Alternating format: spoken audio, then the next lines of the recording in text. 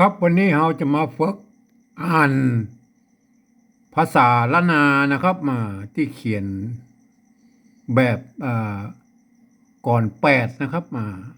ผังก่อนแปดนะครับสุนทรภู่นะครับ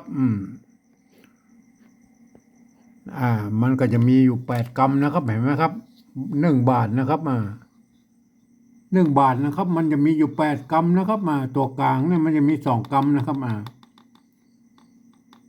ยกเว้นนะครับที่มันอ่านบ่เข้าเนื้อความมันบ่แน่นนะครับเพื่อจะใส่เพิ่มตัวกลางนี่ไปทำตัวนะครับเพื่อมันเป็น9 ตัวนะครับมันก็จะเป็น9 กรรมนะครับเห็นไหมครับส่วนใหญ่แล้วมันจะมี8 กรรมนะครับเห็นไหม8 กรรมนะครับครับก็เนื่องจากภาษาละนานั่นนะมันเก้าเงานั่นมันมากันหลายสายนะครับเพราะฉะนั้นการเขียนมันก็จะแตกต่างกันไปนะครับเพราะฉะนั้นเวลาเราอ่านเนี่ยเราก็อ่านไปตามบริบทของภาษาละนานะครับเพิ่นเขียนมาว่าอย่างไรเขาก็อ่านไปตามหลักการของภาษาละนาอย่างนั้นนะครับก็มันก็จะเสียงมันก็จะออกมาตามที่เปิ้นต้องการให้ออกเสียงนะครับเรามาดูเลยนะครับเรามาดูเลยนะครับมาแม่มาอันนี้มันยากแล้วครับอันนี้มาอ่านไปเป็นตามนั้นเลยนะครับมาแม่มาเห็นไหมครับอันนี้มันตัวปะนะครับเห็นไหมถ้าบอกมีไม้กะก็อ่านปะนะครับก็อ่านปะอยู่ดีนะครับปะกันนะครับมันเสียงจัตวานะครับบางคนเพิ่นเขียนเอาไม้ย่อใส่ไปอย่างนี้นะครับไม้ย่อใส่ไปอย่างนี้มันอ่านว่าปะนะครับเห็นไหมปะเสียงเอกนะครับเห็นไหมปะกันนะครับปะกันนะครับก็แล้วแต่นะครับใครจะเขียนอย่างไรก็เหมือนก่อนแล้วสุดแต่นิยมนะครับเพราะว่าสำเนียงภาษาละนานั่นมันก็จะแตกย่อยไปแถมลายสายอยู่นะครับอยู่ทำลายสายอยู่ก็สำเนียงยองสำเนียงไตยวนเชียงใหม่นะครับสำเนียงลือจังแป้น่านเชียงไฮ้นะครับจนถึงบางที่มันก็เป็นเขินก็ได้นะครับเป็นเขินก็มีนะครับเจ้าเขินที่มาอยู่แถวภาคเหนือเนี่ยนะครับที่มันหลงเหลือมาเจ้าเขินใน12 ปนาบนนะครับหมายไหมอันนี้อ่านว่าปะนะครับหมายไหมปะนะครับถ้าบ่เฮาถ้าบ่มีไอ้ไม่เยาะไม่ชัดนะครับไม่เยาะไม่ชัดมันก็อ่านไปตา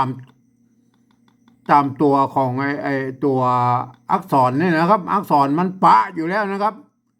ใส่ไม่กะมันก็ปะนะครับมันก็ปะอยู่ดีนะจะใส่บ่ใส่มันก็คือปะนั่นนะครับอันนี้ใส่ให้มันงามมาได้นะครับปะกันนะครับซักนะครับอันนี้อ่านซักนะครับบางที่มันก็ซักนะครับมันจะซักมันก็อันเดียวกันนะครับมันสำเนียงของแต่ละที่มันเหมือนกันนะครับในภาษาละในถิ่นละนาของเราเนี่ยครับมันจะซักมันก็อันเดียวกันนะครับสักวันนอยองยื้อเห็นไหมตัวนี้มันตัวยะเนี่ยอยเนี่ยเทียบอยเนี่ยมันจะออกเสียงไปทางยอยักษ์ไทยนะครับอยู่อย่างยากนะครับเห็นไหมอันนี้ก็อ่านว่ายองยื้อนะครับยองยื้อตัวอยเป็นอักษรกลางนะครับในภาษาละนานะครับตัวหนึ่งมีอยู่4 ตัวนะครับอักษรกลางของภาษาละนานะครับมันมีอยู่4 ตัวนะครับ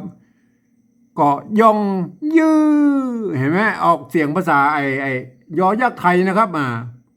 ยองยื้อพอเมื่อกี้มันซักนะครับอันนี้มันซักนะเห็นไหมซักนะจะซักหรือซักมันอันเดียวกันนะครับ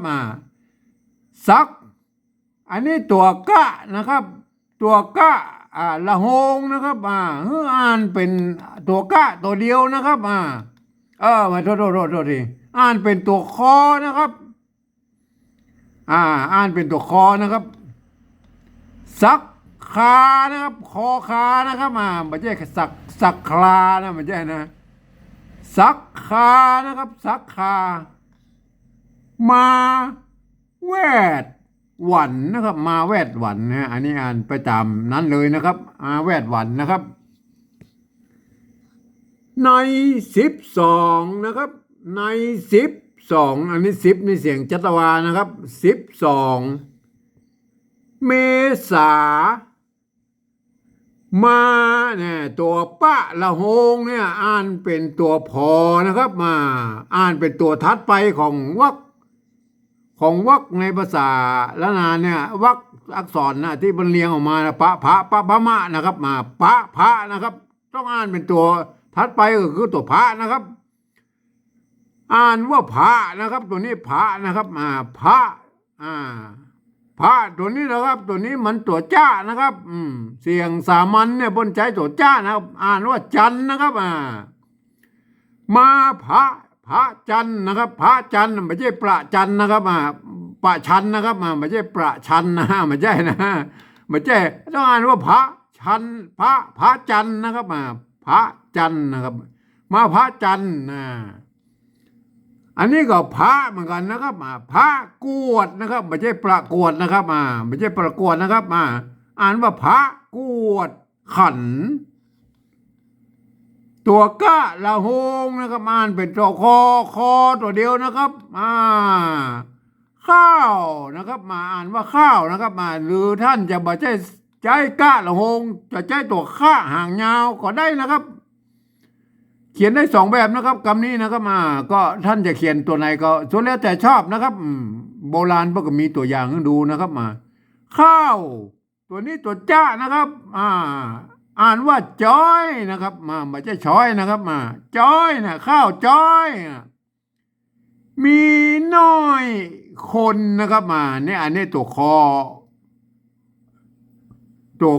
นะครับที่เปิ้นตัวข้าที่เปิ้นสร้างใหม่ขึ้นมาคือมันเป็นตัวคอโดยเฉพาะเลยนะครับมันเป็นตัวสร้างขึ้นมาใหม่นะครับดั้งเดิมในภาษาในวรรคนั้นมันบ่มีนะครับเป็นสร้างมาทีหลังนะครับมันเป็นเสียงคอนะครับต้องใจตัวนี้นะครับ ถ้าออกเสียงคอหรือใจตัวนี้เลยมันมีพิษนะครับฆ่าคนนะครับแบบ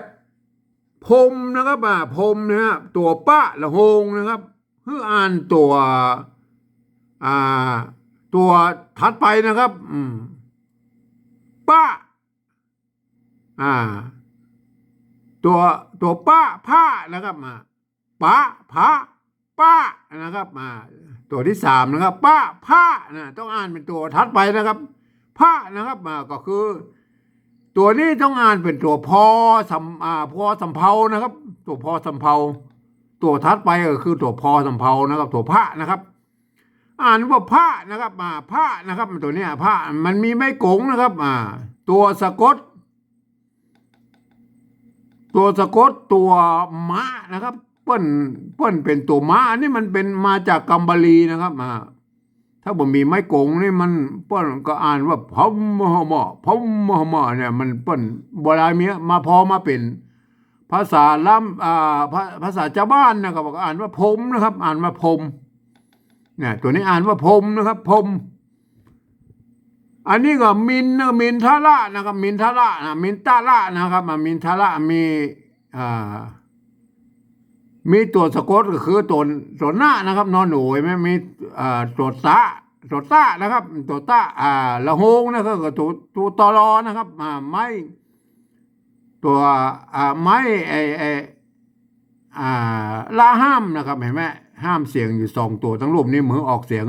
งตัวหน้าเนี่ยเป็นตัวสะกดตัวเดียวอะไรเนี่ยนะแบบพรมมินนะครับแบบพรมมิน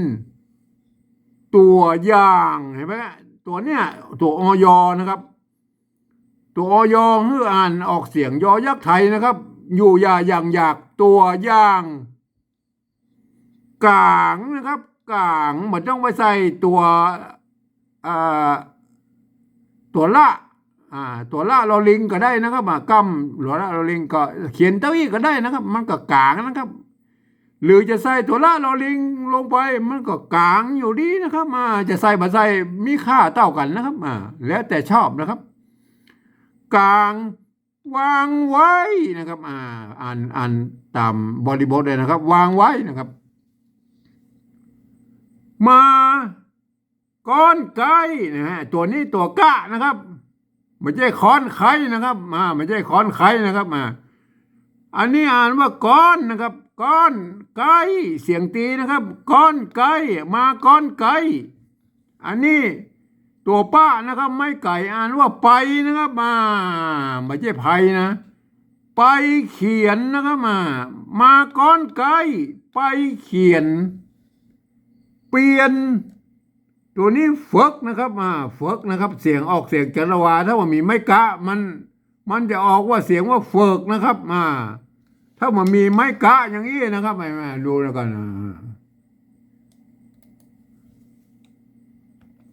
ถ้ามันมีไม้กะอย่างนี้อ่านว่าเฟิกนะครับเฟิกนะครับเห็นไหมเฟิกใส่ไม้กะเข้าไปปั๊บอ่านว่าเฟิกนะครับเห็นไหมท่านอ่านให้ถูกนะครับอ่านให้ถูกนะครับอ่านว่าเฟิกนะครับเฟิกฝนอันนี้มันมีปัญหาฝนเนี่ยมันก็คือฝนนะครับเฟิกฝนนะครับเห็นไหมอันแชมนะครับอันแชมนะครับเห็นไหมถ้ามาใส่ไม้ขอจ้างนะครับมาใส่ไม้ขอจ้างมาก็จะอ่านว่าแชมนะครับมันบ่แชมนะครับอันนี้มันเป็นภาษาฝรั่งนะครับเป็นภาษาฝรั่งอังกฤษนะครับ